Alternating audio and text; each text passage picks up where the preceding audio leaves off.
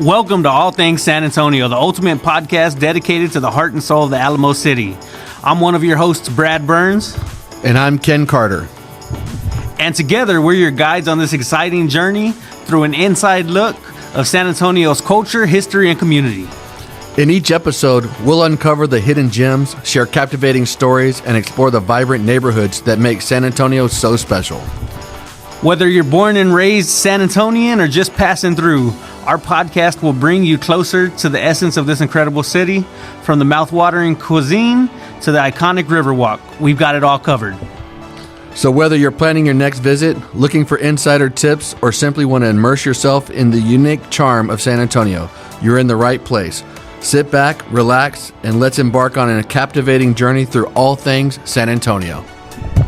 Don't forget to subscribe so you never miss an episode. Let's go. San Antonio!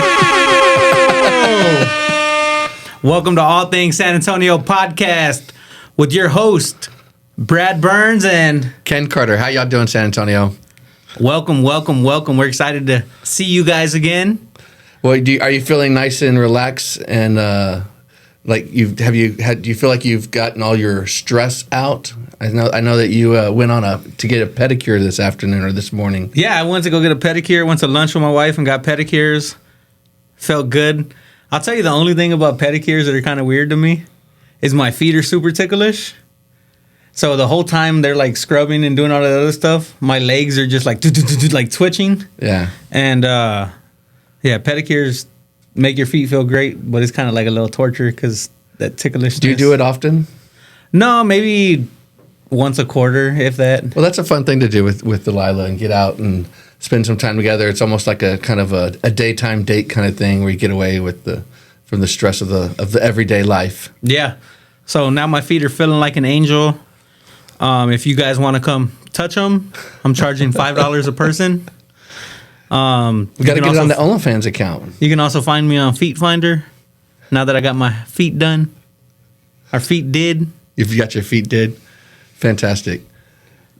I've been watching all these Facebook posts where it's like, of course I'm from San Antonio, or of course I'm from here. One of the ones I was laughing at is, of course I'm from the East Side. I call WW White Road Dub Dub. Oh, do you? Yeah, so that's our name for WW White Road is Dub Dub. So if you ever hear that, that's what it means. That's a new one for me. I haven't heard that one. I've been trying to come up with something like I'm from San Antonio kind of thing. Just thinking about it, and I don't know. I haven't come up with any great ones yet. I was having lunch with Emma, and she was like, "We're from San Antonio. Of course, we've never been to the Alamo." Yeah, that's a pretty good one. Well, I think everybody's been there on a field trip. I was post field trip time frame. So I didn't go for a field trip. I've actually been twice, but it's both times it's been when families come to town. It's never been like, hey, let's go down to the Alamo. Yeah, so y'all didn't go on to the Alamo on field trips? When I moved to San Antonio, I was a junior in high school. That was a junior high kind of field trip thing. Okay. I think, I know that most people that grew up in San Antonio, if not all of them that grew up in San Antonio, had the obligatory. And for that matter, I think it's like most people live in South Texas. Yeah, when you said that was like post time, I thought you meant they were still fighting there when you were in school. No, I was post that time too. What did you hear about Whataburger? They not only have opened up their 1,000th location, but they are coming up. Well, they've already been selling their white batch, their batch number 2 of spicy ketchup, which everybody's a big fan of all spicy. I'm personally, I don't like their first one that's in the black label because I think they put Tabasco in it, and I think Tabasco is a wasted hot sauce. I think it's like, I think we've talked about it before. It's like the AOLs or the MySpaces of hot sauces. It's like the first one to come, so everybody thinks it's great and they used it, but the ones that come up afterwards are much better. And this one, they use the white. With the white, they're mixing with Cholula. What's your favorite hot sauce? It happens to be Cholula. So you're excited for this one, huh? I haven't tried it yet. Because I didn't because I don't like the first one, so I didn't even go for the second one. But now that I know that it's Cholula, not only it's such my favorite hot sauce that we had a dog. We called her Lula, but her name was Cholula. So it's but every hot sauce is different. It depends on what you're eating it with. So like if you're eating fried rice or ramen or something like that, I'm getting some sriracha. If I'm eating nachos, I like Cholula. If I'm eating fried fish, I like a Louisiana hot sauce. If I'm eating chicken and waffles, I like Crystal hot sauce. So it really. What do you put on your eggs? I use Cholula for eggs, like especially if like scrambled eggs or if I do like an omelet or something like that. It's Cholula. I'm a big Cholula fan. Yeah, I think my favorite one is there's a restaurant down in Rockport where we have our beach house. It's called Our Family Kitchen, and they white label their own. Okay. Like Tabasco type hot sauce like that. And they have a garlic one, and it's so good. I love some garlic. Putting extra garlic and everything makes it a little bit better. Yeah, and they sell them. They sell them like you can buy a bottle and take it home.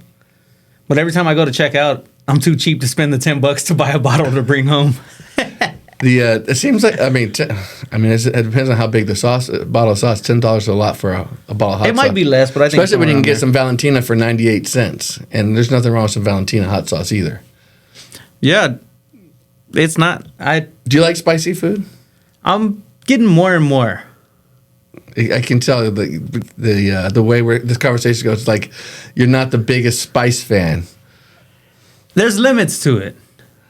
I love spicy food. The more the better, in my opinion. I think that's what gives most food flavor. And it's made this that I've had so much spicy food that I've kind of burned my taste buds and numbed them.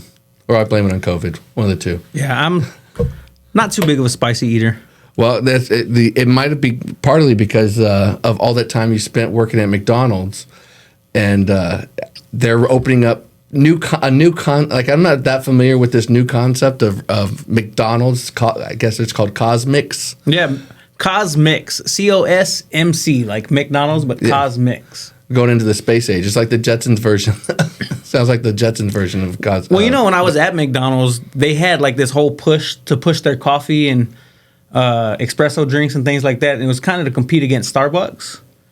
I don't think they did super well with it, but I mean, they sold a lot of coffee.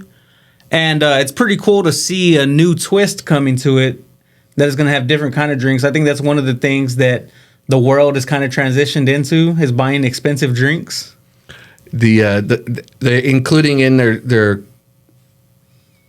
assortment or variety of drinks they have, and they're doing the boba teas also and the matchas and things. So they're definitely trying to hit every aspect of fad drink that's out there right now. Oh, yeah. And I'll tell you, a lot of people don't like to admit it, but when McDonald's does something, they typically do it well. So I look at this probably going to take off pretty well. I can't imagine that it doesn't. And a lot of that has to do with just the resources and the amount of experimentation and going into the test kitchens. Last year we got to go to the Chick-fil-A headquarters where they had their test kitchens, and they talked about the amount of time that they spend in research before they actually launch a new product. So, I mean, this has to have been years in the making. It's nothing that they just did in the last 6 months. Fun fact, something you might not know, I actually have an associate's in hamburgerology. From the Hamburger I went University? to Hamburger University, and I used to be a GM at McDonald's, and went to Hamburger University. So I definitely understand all the training and tests that they do. So as you go to Hamburger University, they have all these test kitchens. They have the labs where they're working on different things, maybe putting together some artificial meat. I don't know. But they're putting everything together and for it to make a smooth rollout. For sure. I'm excited. It's just, I think for San Antonio, what's nice, I mean, it's a big corporation. It's not local. It does employ local people and give jobs here in San Antonio, but it just kind of shows how we're growing and we're continuing to grow. And like you've got corporations bringing restaurants in, where you got other parts of the country where in Oakland, California, they literally shut down an In-N-Out. We might have talked about it before. I think I told you, but they're shutting down restaurants in other parts of the country. And so the fact that big corporations are still willing to invest in San Antonio, I think it's just a positive for us and overall. Yeah, did you know that McDonald's is known as a corporation, right? But I kind of consider it a local restaurant. So they're locally owned typically. They employ all local people. They usually source the product from somewhere in Texas. So for McDonald's, all of their stuff comes from a warehouse in Houston. Martin Brower delivers it. So yes, it's a big corporation, and it's a local business as well. 100%, and that's where it's that line between supporting local and not going to these big corporations. Like you said, there's such an impact on the community with people, employees, and like you said, local business owners. I think every Chick-fil-A. I don't think there may not be any corporate owned Chick-fil-A's. I think they're all franchisees. Or Well, there may be some. they have operators. So Chick-fil-A has operators. Chick-fil-A owns the building, owns the business, and somebody operates it. Okay. So they can take it away at any moment. So that's why they have such high standards. It's a little harder for them to take away McDonald's when it's not running right. Chick-fil-A, it's owned by the corporation, so they could take that away. Well, they do have the most courteous drive-through people, and like the employees at the Chick-fil-A's, I will say are always the best. Yeah, they are. And we're talking about Mick Cosmics, and that kind of puts us onto the next restaurant that's opening up here in San Antonio, which is a Salad and Go. This is a new concept that I wasn't familiar with this. Yeah. Well, one of the things I'm excited about Salad and Go is, so since COVID, a lot of restaurants have gotten rid of their salads. Like McDonald's doesn't have salads or grilled chicken or very many healthy options left. And now we're getting another fast food type healthy option to where if you don't want to eat a burger, you can take it lighter and have a salad. Even though a lot of times salads are worse than the burgers by the time you add everything in there. The old this reminds me of the old Taco Bell salads, the taco salad back in the day, which was like 3,000 calories. Yeah. Especially then you put some ranch dressing on it and all this. There is a big push though for the healthier side of fast food. They opened the quarry that recently that one it's called Sweet Green, that is all salads and things like that, and Seasons 52. Yeah, that's all like locally grown stuff. All locally, and I think everything's below 500 calories in there. And the only reason I literally know that because we're having lunch next door with Emma yesterday, and she's like, "Why would we go there for 500 calories?" Or you get 2 meals. I told her, for me, unfortunately, I look at all things as like, is it a good deal? Like, what's my value? And it's like, it's really $1 per calorie. If I'm spending $15 for 500 calories, I feel like if I'm getting $15 for 1,500 calories, then that's a good deal. Like it's the proper ratio. So do we call that DPC, dollar per calorie? Dollar per calorie. Got to track that DPC, baby. Yeah, I guess I still have the concept of the poor college kid trying to save every dollar, get it to go as far as possible. No, I get that. I mean, even when I pack my meals for lunches, when I'm going to H-E-B and I'm either picking up their prepackaged options or if I get something frozen or something like that, I'll look at it and I'll be like, man, that's 300 calories. I'm about to be hungry 45 minutes after I eat that. So usually I have to like pick and choose what I get. Some of the ones that look really good, they're like 200-300 calories, and it's like, man, that's going to be gone within the hour. But you know what? For a low calorie quick meal, again, and we're talking a lot about food today because the sushi and the hot teriyaki and bowls and dishes that they have at H-E-B, you can get some steamed rice with some chicken, a little bit of teriyaki sauce, and it has like some grilled cabbage and a little vegetable and everything. I think the whole thing is like 600 calories, and it's like a perfect lunch. And it's like it's that perfect go-to for people that want to have the mindset of wanting to kind of meal prep and have set calorie type plates and everything that they can eat during the day, but they don't really necessarily have the time. H-E-B stepping in big time with those and having them hot and ready, and they also have ones that you can cook at home and already ready to. Fun fact.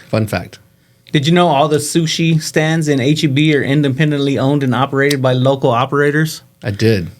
Yeah, they're not owned by H-E-B. A lot of people didn't realize that. I didn't learn that until we just recently helped a client purchase a house down in Pleasanton, and they actually owned the sushi spot and H-E-B in Pleasanton. Okay. Yeah, I had a friend that worked for one of the operators. He was a sushi chef. Say that 3 times fast. 3 times fast. Nice, there you go. So I like this transition into, and it's just so happens it's another restaurant. We'll continue with food today into our local business highlight of the week. And this week we're going to be highlighting El Mirasol, which is a Mexican restaurant here in town. It's actually a family, the Calvillo family. They own Soluna on Broadway, and then Jesse Calvillo owns the El Mirasols. They've got 3 locations. They've got one in the HEB Alon's location. They've got one over off 1604, kind of Blanco and Bitters area. And then they have one that they just opened up in the Napa Oaks area, shopping community in Bernie. I don't know if you've been to El Mirasols. I haven't. You know how many times I've been invited for chispas, but I don't drink, so I don't ever go. So I haven't been out there. Well, the chispa is like the chispa Mirasol is like their kind of signature drink, their signature beverage, if you will, cocktail, which is their version of a margarita, but it's the clean version. It's real clean. It's just literally tequila, lime juice. I think that might be it. They might put just a little bit of simple syrup in. I don't know exactly what it is, but they're great because they're not overly sweet. They're more tart and everything. I always go whenever I go there. I get that, and I also get the enchiladas Mirasol, which has it's a trio of enchiladas that kind of highlights their whole kind of the range of what they're doing as far as sauces and stuff like that. It has a chicken with mole, it has chicken with a tomatillo, and then it has a real savory adobo sauce, which with a cheese adobo cheese enchilada sauce. So you got 2 chicken and 1 cheese. So you get a little bit of a mix. And I think what's great about El Mirasol is it's all the comforts of Tex-Mex that you think of, because enchiladas, rice, beans, it's real simple kind of concept of stuff, but they kind of elevate them. They get a real depth of flavors. The mole is real dark, real deep. You're getting all the flavors because mole takes a long time to make, and if you make it right, it's a lot. It's I don't know. Are you a fan of mole? It doesn't look like it. No, I'm not. But I'm not going to go on my mole rant right now. This is the local business spotlight, and I'm not going to put shade on any business. I definitely want to go try them out. It's awesome. We'll go there one day for lunch. And I'll let you buy me a chispa at least. That way you can experience the chispa and not have to drink it. I'll let you buy me a chispa. I'm a nice guy. Oh yeah, you are. Appreciate that. So if you're thinking of taking on a date night. By the time you see this, Valentine's Day is probably just passed, but El Mirasol, there's 3 locations, great family, great food, like I said, real depth of flavor in it. Like, you can't go wrong with it. Awesome. So that's our local business spotlight. Next, we're going to roll into our advertisement/market update. So this podcast is hosted by the Burns International Group. We are realtors. My name's Brad Burns. We have Ken Carter. We specialize in residential real estate here in San Antonio. We can also help with commercial. So any investment development, we've got Maria Antonia on our team. That her family, they do contracting and stuff like that. So, I mean, I'm doing stuff with them where we're buying land and we're building duplexes from the ground up. So, if you have questions about things like that and are more interested in doing some development and the investment side of it, we can always have those conversations. In addition to just like your buying and selling your own home. Yeah, we try to be that one-stop shop for everything real estate San Antonio. That's what's great about having a team. It's because it's not my expertise, it's not your expertise, or Aaron, one of our core team members. We really can lean off each other, and there's a good group of people with a lot of knowledge. Yeah, I had a conversation, so just kind of spin off of that. I had a conversation with an investor from California yesterday. He called me. They have their property listed on the market. First of all, he overbought, and then it backs up to like some rough area, some commercial business, and he's having trouble selling it. So he reached out to me, kind of get some tips and things like that. So yeah, it's definitely important. So if you're looking to invest, do anything like that, make sure you have a good relationship with an agent. So that way you make sure you're not overpaying and making sure there's actually meat on the bones for your deal. And that you can do the type of deals that you want to do. I think that one thing that I learned early on is that you've got to look deeper than just what's on the public records and how it's zoned and what the description of the land is and stuff like that. And so understanding how to go down to the city, talk to the zoning board, talk to the planning board and everything. And if you need to get doing zoning changes and things like that. So been able to get a lot of that on the job training and learning experience recently. So like we can definitely work with those and talk those through so that people make good decisions. Yeah. So looking to buy or sell real estate, hit like, subscribe, shoot us a message. We'll guide you in the right direction. Absolutely. So we're going to roll on to our development phase. So we have some exciting things going on here in San Antonio. And I actually read an article about it the other day. Did you know that office space in general is going down? Yes. So there's not a lot of people working from offices anymore. I saw on 60 Minutes with Jerome Powell. I actually saw it on a podcast. So he was on there and they asked him about, is the office building real estate market, is that going to be the cause of the next financial crisis where banks go under? He said he's pretty positive that it's not. They've looked at their sheets and things like that, and they realized with like Silicon Valley Bank that they needed to have hands-on a little bit better. And so he doesn't think it's going to be that effect on that. Of course, some banks might get shut down. Some stuff might happen should that office market crash. But San Antonio, downtown San Antonio specifically, office space is outperforming other markets. The it's all in the details though. So I saw that article about that, and what's interesting is they kind of grade the market by color code. Sort of like a stoplight, green, yellow, and red. Green is great, yellow's in the middle, red in the low zone. And San Antonio has moved from the red to the yellow. And all the rest of the cities, Dallas, Austin, Houston, they're still in the red when it comes to the status of the marketplace.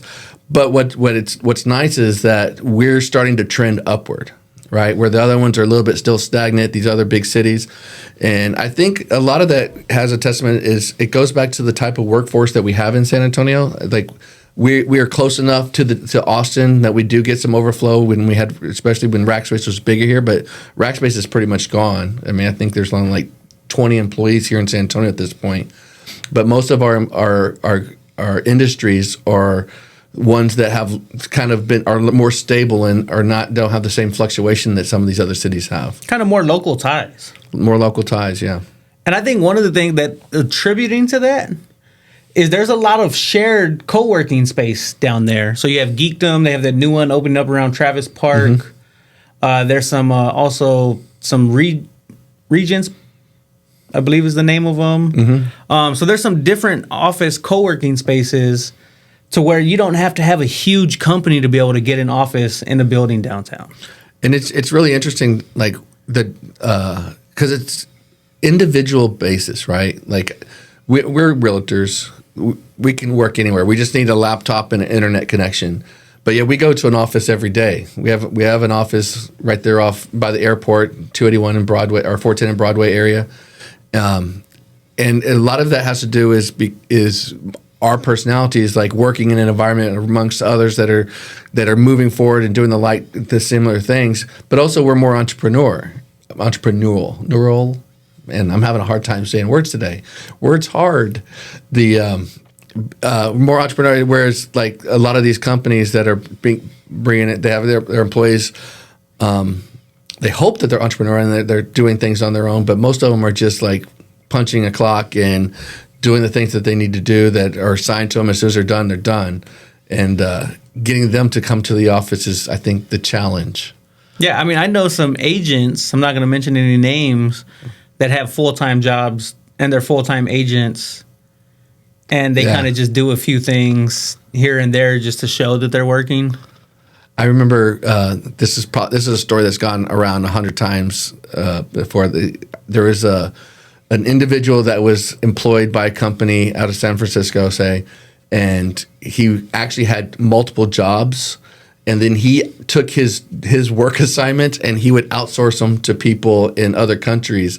And the only way that they caught him is one day they're like, "Why is your IP address?" Because he had to come in on a Zoom call and stuff like that, and information was routed through India. And he's like, why are you coming in from India? And he's like, what are you, it's like, and so he got busted. But he literally was hired by like multiple companies and was then just outsourcing his work, which, I mean, his work was being done. I mean, they probably didn't specify that he had to do the work. I mean, it's just leverage. It's using leverage. Yeah. They saw value in that work getting done, and he contracted for that value to be done. But he was able to find people that would willing to do that work for less. It seems like capitalism. Yeah. So we use virtual assistants in the Philippines on our team to do different tasks. And one of the things that we use to kind of track that is it's called Time Doctor. So it takes screenshots of their screen every 3 minutes to make sure, because there's been cases where a lot of times, just like that guy, they'll work multiple jobs and we'll have no way to kind of control or look at that. Yeah. So we use that to kind of help track that. But ours are great. Oh, absolutely. They've been, like, Vivian's been with us for a couple of years now. I think about 3 or 4 years now. Yeah. That's the kind of the unknown that people don't realize about when working with, like, quote unquote virtual assistants and stuff like that from other countries. It's like they become employees. Like we're always on chat with them and everything, getting things done, and like they're lifesavers for us. Yeah. It allows us to do the things that we need to do to help our clients without being bogged down with a lot of the paperwork, which is again is a big advantage of being a part of a team like this. Yeah. So back to downtown development and things going on in downtown. Cowboys let us down. We know that, right? Cowboys let us all down. But we have the XFL coming to San Antonio. They just released the schedule. It's the USFL? It's the XFL and the USFL have merged. They were rival leagues, and now it's the UFL. UFL. Yeah, so just the UFL. So the San Antonio Brahmas, they're piggybacking on the lease that the XFL had a lease agreement with the Alamo Dome, and now that they're no longer in existence, they're tidying up the language on there and putting everything in the UFL's name and stuff. But yeah, they're going to be spending the next couple of years at the Alamo Dome. They've released the schedule. Yeah, it's exciting. Yeah. So San Antonio Brahmas, watch this. Do not let us down. Do what the Cowboys couldn't do. Don't let us down. If the Cowboys can't do it, bring in the cows. Find somebody that can do it. So yeah, I'm excited to watch the XFL or UFL as it's called now. It's going to bring a lot of people here to San Antonio. I think it's going to help push tourism in downtown San Antonio. Hopefully it has a little bit of traction and does some good stuff and everything, because the more that we support them, for all of those San Antonians that they want to bring a NFL team to San Antonio and feel like we can support an NFL team, you go support the UFL team. Go support the Brahmas. Support the San Antonio soccer team as well. You got to support local professional soccer or professional sports teams to show that we have the wherewithal to support bigger teams coming down to San Antonio. Absolutely. I think that's kind of a reminder. We need to support all the local teams. So we need to support the soccer team, the Missions, the Spurs, now the Brahmas. And I'm sure we have a few in there that I haven't hit on. I don't think so. No, I think that's all we have. I think that is everything. Yeah, I was thinking there might be a spin-off professional sports. They have the flying chanclas, but that's the Missions. It's the mission. Well, it's their. They have a little team that's right underneath them, which I still think that is by far like the greatest name of any sport. The flying chanclas, with a chancla on the for a flip flop for all of you non-San Antonians that are listening in today, because if you're from San Antonio and you don't know what a chancla is, then you've got other problems. You probably don't know where to get a taco either. Message us. We'll give you the direction offline. For some reason, when women become a mother in San Antonio, they get extreme accuracy with the chancla. Like I'm saying, they can hit a dime from 100 feet away. I didn't get the chanclas. I got the wooden spoon. When I was, but your mom's not from San Antonio, so no, that was no more wooden spoons. Well, I think that about does it for this episode of All Things San Antonio. I appreciate all y'all staying tuned and listening in, and hopefully we gave you some great information. The like and subscribe, hit the little bell. Ding, ding, ding. That's how you do it. Hit like and subscribe. We'll see y'all later. Stay tuned. Stay tuned.